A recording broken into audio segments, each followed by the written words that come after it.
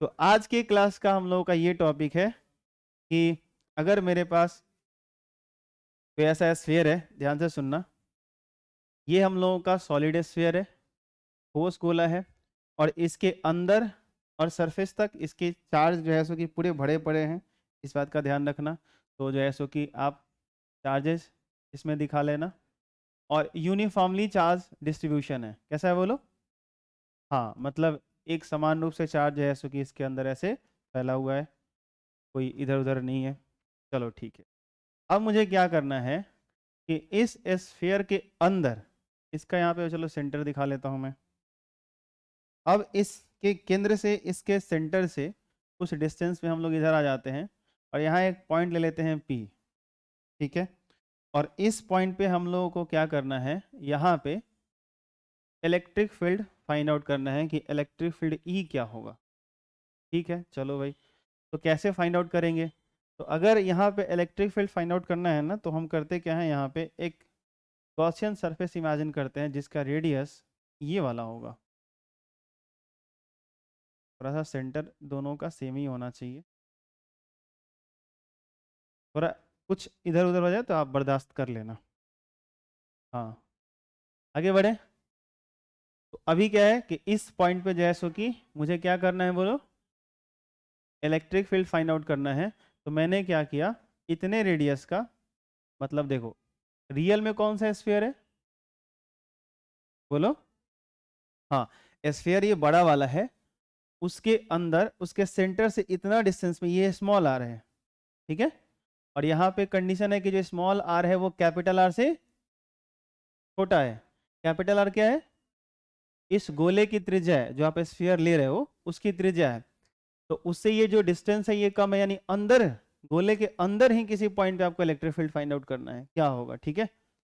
तो यहाँ पे अगर मुझे निकालना है तो मैं क्या कर रहा हूँ, सेंटर से ये जो डिस्टेंस स्मॉल आर है, इतने रेडियस का, जैसे कि मैं क्या कर रहा हूँ, यहाँ पे एक स्फीयर या गॉसियन सरफेस कह लो, गॉसियन सतह मैंने इमेजिन करा। अब मुझे इस पे लगाना है गॉस थ्योरम। तो गॉस थ्योरम लगाने के लिए वो कहता है भैया इसके अंदर का जो टोटल चार्ज होगा उसका 1/ε0 गुना होता है। ठीक है।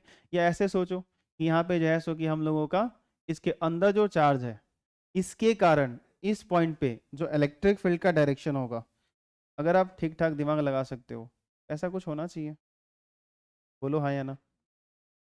अगर मैं आपसे पूछूं कि इलेक्ट्रिक फील्ड का डायरेक्शन यहाँ पे कैसा होगा, इधर बताओ, इस जो गॉसियन सरफेस मैंने इमेजिन करा यहाँ पे कैसा होगा, ऐसा हो जाना चाहिए। बोलो हाँ या ना। यहाँ पे कैसा होना चाहिए, ऐसा हो जाना चाहिए। इधर कैसा होना चाहिए, ऐसा होना चाहिए। अच्छा, अगर मैं इस गॉसियन सरफेस पे थोड़ा सा एरिया इमेजिन करूँ, क्या बोलूँ, थोड़ा सा एरिया इमेजिन करूँ, थोड़ा सा क्षेत्रफल एकदम वैसा ही है, कोई नया बात नहीं है। देखो डी ए, इसका एरिया वेक्टर बताओ, क्षेत्रफल सदिश इधर ही आएगा। तो इलेक्ट्रिक फील्ड का डायरेक्शन और एरिया वेक्टर का डायरेक्शन दोनों सेम, तो थीटा कितना हुआ, तो यहाँ भी थीटा कितना होगा, वहाँ नहीं सॉरी, यहाँ पे इधर भी एरिया वेक्टर इलेक्ट्रिक फील्ड दोनों सेम डायरेक्शन में, यहाँ भी सेम चीज़ होगा, यहाँ भी वही चीज़ होगा। क्लियर है? तो अभी हम लोग क्या करने वाले हैं, सबसे बड़ी जिम्मेदारी इसमें यह है ना कि इसके अंदर आप चार्ज फाइंड आउट करो कि इस जो आपने सरफेस इमेजिन करा है इसके अंदर का आप चार्ज बताओ कि इसके अंदर का चार्ज कितना है। तो इसके लिए आपको एक चीज गिवन होगा, क्योंकि इस गोले के अंदर चार्ज भरा हुआ है, तो उसका एक चीज आपको दिया गया है, डेंसिटी, वॉल्यूम चार्ज डेंसिटी, जो अभी मैं जिक्र कर रहा था, रो बराबर क्या बताओ, क्यू बाई भी। क्यू बाई भी, किसी ने बोला Q by R, Q by, हाँ कुछ भी मत बोलो सब। ठीक है। तो यहाँ पे जो है सो कि देख लो, थोड़ा सा इसका स्टेटमेंट मैं लिखने जा रहा था, यहाँ पे है भी, गोले के अंदर एक बिंदु P है। ठीक है। गोला कौन सा हम लोग का, ये रेड वाला बड़ा वाला, इसके अंदर यहाँ पे एक पॉइंट है जहाँ पे आपको इलेक्ट्रिक फील्ड फाइंड आउट करना है, ये पॉइंट एक P है। पर विद्युत क्षेत्र उसी पॉइंट पर ज्ञात करने के लिए एक गॉसियन सतह की कल्पना करते हैं, वो जो व्हाइट वाला सरफेस था ना, जिसके अंदर उपस्थित आवेश का परिमाण क्यू डैश है। मैं ये मान के चलता हूँ कि इस व्हाइट वाले, ये जो गॉसियन सरफेस है व्हाइट वाला, इस स्फीयर के अंदर, इस गोले के अंदर जो चार्ज है वो क्यू डैश है, टोटल चार्ज। ठीक है। और इसके अंदर जो बड़ा वाला गोला है उसके अंदर जो टोटल चार्ज था वो क्यू था, और इसके अंदर जो टोटल चार्ज है उसको मैं क्या बोल रहा हूँ, क्यू डैश। यही मुझे फाइंड आउट करना है। ये समझ आया? अब एक चीज बताओ, अगर मुझे इस गोले का रेडियस पता है, ध्यान सुनना, बहुत सिंपल बेसिक बात है, ध्यान से सुनो। अगर इस गोले का मुझे रेडियस पता है तो इसका वॉल्यूम पता होगा। गोले का आयतन का फॉर्मूला बताओ, 4/3πr3। तो वॉल्यूम के लिए मैं फॉर्मूला नहीं लिख रहा हूँ, इसका वॉल्यूम जो भी है उसको मैं लिख देता हूँ कैपिटल वी। क्या लिख रहा हूँ? Capital V. फॉर्मूला आप जानते हो, 4/3πr3 होता है, जब मर्जी करे पुट कर सकते हो, कोई दिक्कत नहीं है। तो इसका वॉल्यूम भी है। तो अगर मैं इसमें रो को डिफाइन करूं, अगर मेरे को इसके अंदर का टोटल चार्ज पता है तो मैं वॉल्यूम और चार्ज की सहायता से रो बता सकता हूं, क्योंकि हमने क्या पढ़ा है, रो बराबर क्यू बटा वी। अरे बोलो हाँ। और अगर मेरे को ये बोला कि भाई मैं इसका जो अंदर जो वॉल्यूम में चार्ज भरे पड़े हैं उसका आयतन आवेश घनत्व दे रहा हूँ, वॉल्यूम बोला वॉल्यूम चार्ज डेंसिटी दे रहा हूँ, तो भैया तुम रो दोगे तो मेरे को वॉल्यूम का फॉर्मूला पता है 4/3πr3, मल्टीप्लाई करके मैं चार्ज फाइंड आउट कर लूंगा। अरे बोलो है ना। तो ये समस्या ही खत्म हो जाता है कि आपको जो है सो कि वी दिया, ये रो दिया है, क्यू दिया है, या तो क्यू दिया होगा तो रो फाइंड आउट कर सकते हो, रो दिया होगा तो क्यू फाइंड आउट कर सकते हो, कोई दिक्कत नहीं है, दोनों में से कोई एक चीज बस गिवन होगा, डेफिनेटली होगा और आप बाकी निकाल ही लोगे, दूसरा निकाल ही लोगे। तो अगर मान लो यहाँ पे जो है सो कि अगर इसका जो है सो कि रो दिया हुआ है, तो रो एक्चुअल में होता क्या है कि एकांक आयतन में जो चार्ज होता है उसी को तो रो कहते हैं। ये कैसे डिफाइन करते हो, भी आयतन में क्यू है तो एकांक आयतन में क्यू बटा वी, इसी को क्या बोल देते हो, रो। तो एकांक आयतन में जैसो कि भैया जो चार्ज होता है उसको आप बोलते हो रो। मुझे बताओ ये जो छोटा वाला, ये जो गॉसियन सरफेस मैंने स्फेरिकल इमेजिन करा, गोलीय इमेजिन करा, इसका रेडियस कितना है, स्मॉल आर, इसका वॉल्यूम कितना होगा बता सकते हो, 4/3π छोटा आर का क्यूब। इसका रेडियस लोगे ना इस बार, अगर इसका आयतन चाहते हो आप तो मैं चाहता हूं कि 4/3π छोटा आर का क्यूब, यानी इसका जो वॉल्यूम है इसके अंदर मुझे चार्ज फाइंड आउट करना है, इतना आयतन में आवेश जो क्यू डैश मैंने माना, इसी के अंदर तो आवेश क्या माना मैंने, आवेश क्यू डैश। ये जो क्यू डैश होगा, क्या मैं इसके आयतन के साथ रो को मल्टीप्लाई कर दूं, क्योंकि एकांक आयतन में क्या होता है, जो होता है उसी को तो रो बोलते हो, तो इसका जो आयतन है उसके साथ आप रो को मल्टीप्लाई कर दो, टोटल चार्ज मिल जाएगा। अरे बोलो हाँ या ना। और अगर टोटल चार्ज मिल गया, दिमाग पे जोर डालो थोड़ा सा, ठीक है, अगर ये टोटल चार्ज मिल गया तो फिर गॉस थ्योरम तो लगा ही सकते हो। तो गॉस थ्योरम क्या कहता है कि इस बंद सतह से गुजरने वाला जो टोटल फ्लक्स होता है वो 1/ε0 गुना होता है टोटल चार्ज का। और टोटल चार्ज मुझे पता है क्यू डैश का फॉर्मूला यहाँ पे क्या पड़ा हुआ है, 4/3। इसका इतना टेंशन मत लो, रो के अंदर क्यू बाई वी है, वी के अंदर 4/3πr3 ये कैंसिल हो जाएंगे आगे चल के, ठीक है। यहाँ भी कर सकते हो, आपको जैसा अच्छा लगे। तो 4/3π स्मॉल आर का क्यूब, ये क्या रहा, रो।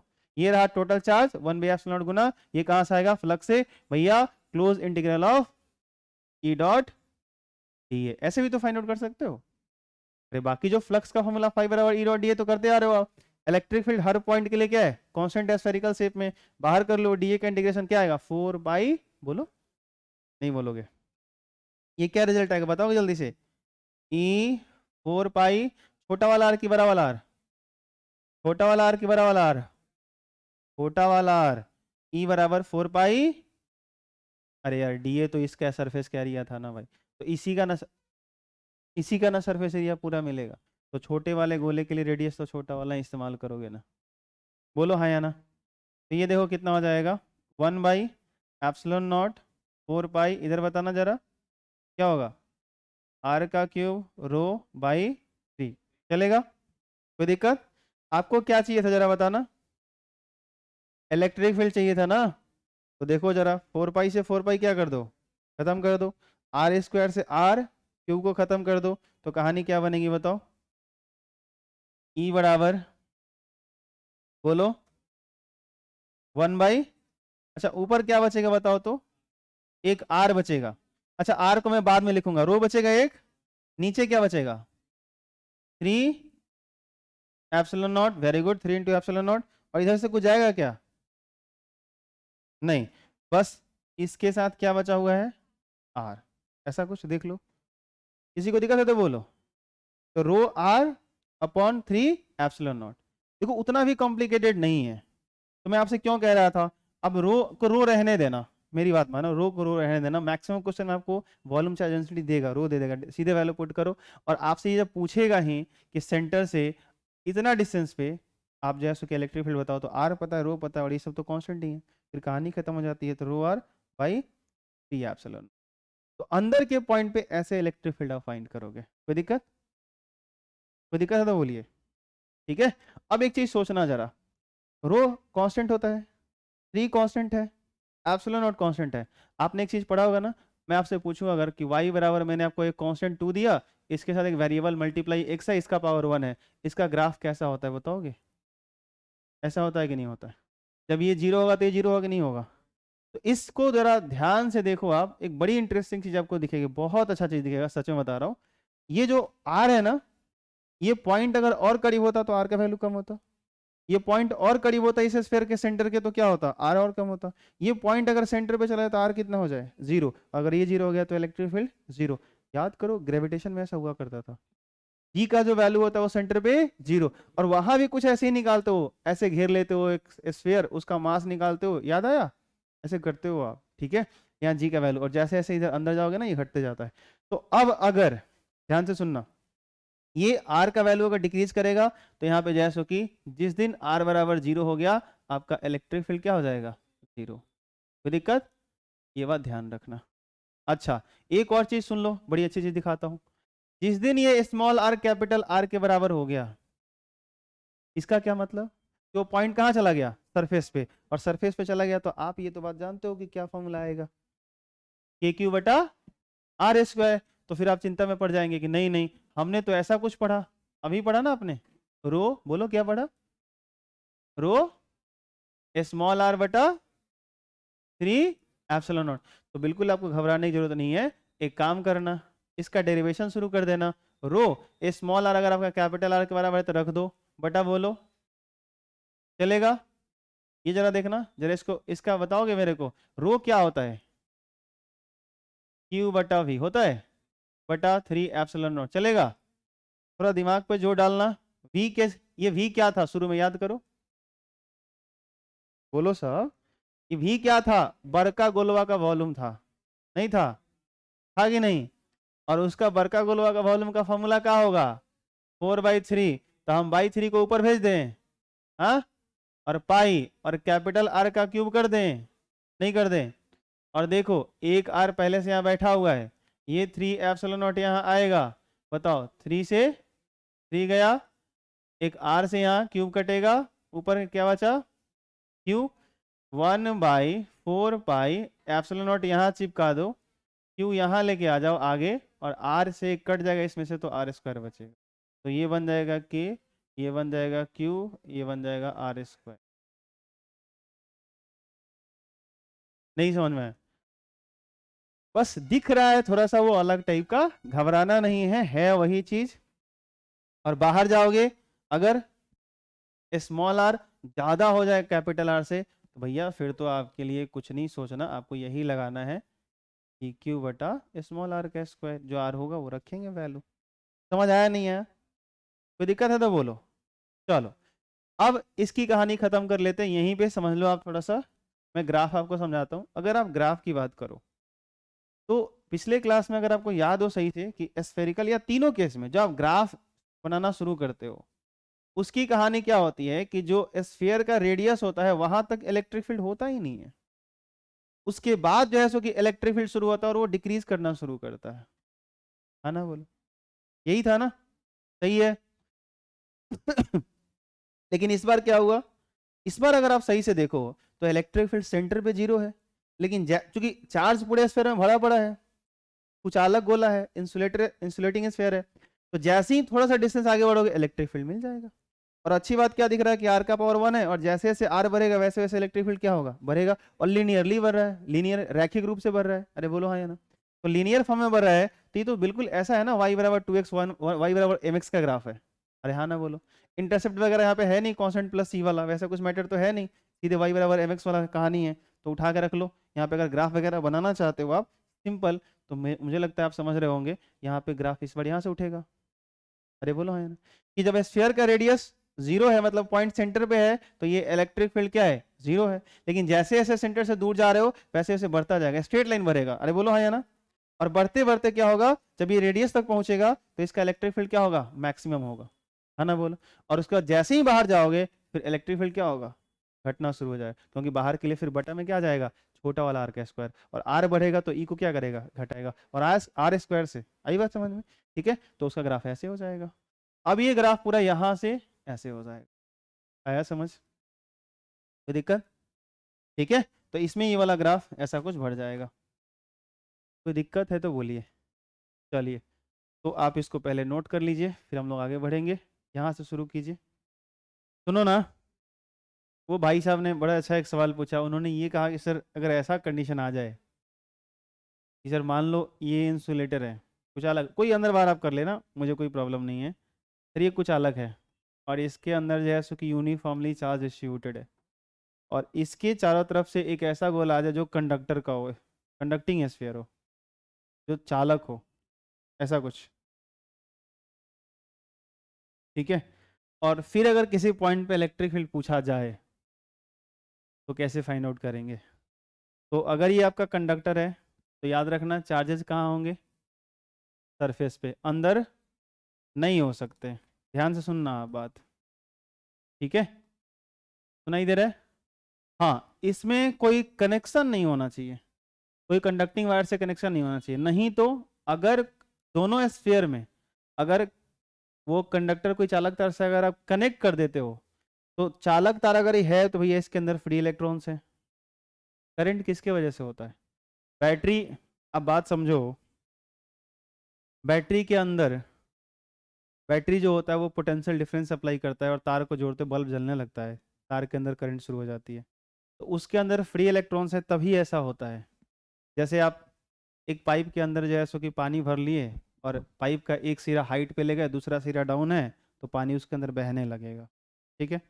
लेकिन उसी को आप आइस के फॉर्म में फील करो, वो पाइप के अंदर जो पानी वाटर आपने भर रखा है उसको फ्रीज करके आपने बर्फ के रूप में जमा दिया, अब पाइप का एक सिरा ऊपर करो दूसरा सिरा नीचे करो, बर्फ बह के निकलेगा, क्यों, फ्री नहीं है चलने के लिए, स्वतंत्र नहीं है, आई बात समझ में।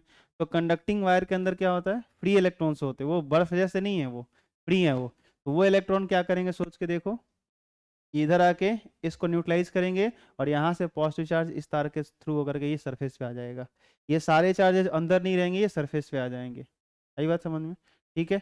तो अगर ऐसा हुआ कि अगर आप ये कर रहे हो तो फिर तो इसका पोटेंशियल जीरो हो जाएगा, और जो आप पढ़े हो कंडक्टिंग स्फीयर वाला वही केस सिंपल हो जाएगा, सोच के देखो हाँ या ना, ये सारे चार्ज बाहर भाग जाएंगे। लेकिन अगर ऐसा हुआ कि मान लो ये नहीं है, अगर आपने कनेक्ट नहीं कर रखा है, ये स्फीयर अलग है, ये स्फीयर अलग है, और फिर आपसे किसी ने पूछा कि इस पॉइंट पे बताओ कि इलेक्ट्रिक फील्ड क्या होगा, तो कुछ नहीं करना है, इसके कारण आप निकाल लो कि यहाँ सेंटर से ये वाला डिस्टेंस क्या है, और इस बड़े गोले के कारण इलेक्ट्रिक फील्ड क्या होगा, तो के, इस पे जो चार्ज है उसका क्यू, और ये जो यहाँ से यहाँ तक डिस्टेंस है R1 मान लेता हूँ, इसका स्क्वायर, कोई दिक्कत, R1 क्यों, आर ही करो, दोनों केस में जो है उसकी डिस्टेंस तो सेम ही रहेगा, कर देता हूँ, घबराओ मत। इसके केस में निकालो आप, मैं तीनों पॉइंट पे जिक्र कर देता हूँ, घबराना मत। इसके कारण ये इंसुलेटर है, इसके कारण भी कितना होगा के, बस क्या बदलेगा, इसके अंदर का चार्ज, इस पे जो चार्ज है हो सकता है अलग हो, इसके अंदर जो चार्ज हो अलग हो, अगर सेम होगा तो सेम ही रख दें, कोई दिक्कत नहीं है, ठीक है। तो अगर मैं मान लूँ कि इस पे चार्ज हम लोगों का Q1 है, इसके अंदर जो टोटल चार्ज है वो Q2 है इसमें, तो ये कर दूंगा मैं Q2 बटा R का स्क्वायर, डिस्टेंस तो वही रहेगा क्योंकि सेंटर से ही आपको लेने होते हैं। और अच्छी बात क्या है कि इस गोले के कारण जो इलेक्ट्रिक फील्ड का इस पॉइंट में डायरेक्शन होगा इधर होगा, और उसके कारण भी इधर ही होगा, थीटा 0 होगा, इलेक्ट्रिक फील्ड वेक्टर है, फिर भी सीधे जोड़ने में आसानी रहेगी, रिजल्ट आएगा, समझ आया। अगर ध्यान से सुनना आगे, अगर इसके सरफेस पे आ गए तो कुछ नहीं करना, इसका के क्यू बटा कैपिटल आर का स्क्वायर कर दो, आया ना।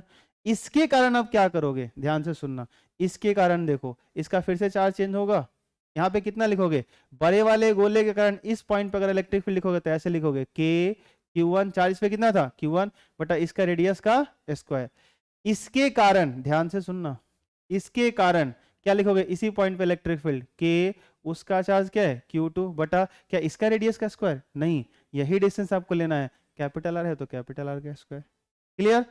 चलो अंदर चलते हैं, अभी यहाँ आते हैं, इंटरेस्टिंग खेला देखो ना, यहाँ पे आते हैं, यहाँ पे अगर आ जाओगे तो इसके कारण अब ये ना तो ये स्मॉल आर है ना तो ये कैपिटल आर है, सोच के देखो, ये छोटा वाला रेडियस नहीं है, कुछ अलग है, जो भी मान लो यहाँ से यहाँ तक ये डिस्टेंस क्या है R1 है, ठीक है। तो अगर ये डिस्टेंस आपको अगर मैं R1 मान के चलता हूँ तो ये बड़े वाले गोले के कारण इस पॉइंट पे भैया इलेक्ट्रिक फील्ड होगा 0। क्या होगा? 0। लेकिन इसके कारण यहाँ पे इलेक्ट्रिक फील्ड होगा और निकालने आपको आता है, अभी वही तो पढ़ के आ रहे हो आप। तो 0 में वो ऐड कर दो, या सिर्फ इसके कारण जो होगा वही इलेक्ट्रिक फील्ड रह जाएगा। सरफेस पे क्या होगा? इसके कारण अब अंदर कोई भी नहीं होने वाला, बस इसके कारण होने वाला है, और इसको बस हटा दो थोड़ा देर के लिए, अगर मिटा दो तो आप ये पढ़ चुके हो। नहीं समझ आया? इसके अंदर पूछा जाए, सेंटर में पूछा जाए, कहीं पूछा जाए, वो सब आप खेल जानते हो, अभी अभी वही पढ़े हो आप। नहीं आया समझ में? कोई दिक्कत? ठीक है। आप इसमें बहुत तरह के क्वेश्चन सोच सकते हो, ठीक है, ये बात समझ में? हालांकि आपने पूछा तो मैंने केस डिस्कस भी कर दिया, बाकी बात आप और भी देखना, क्वेश्चन वगैरह इस तरह से और भी करा दूंगा। ठीक है, तो आज के क्लास में इतना ही, जाइए खाना पीना खाइए।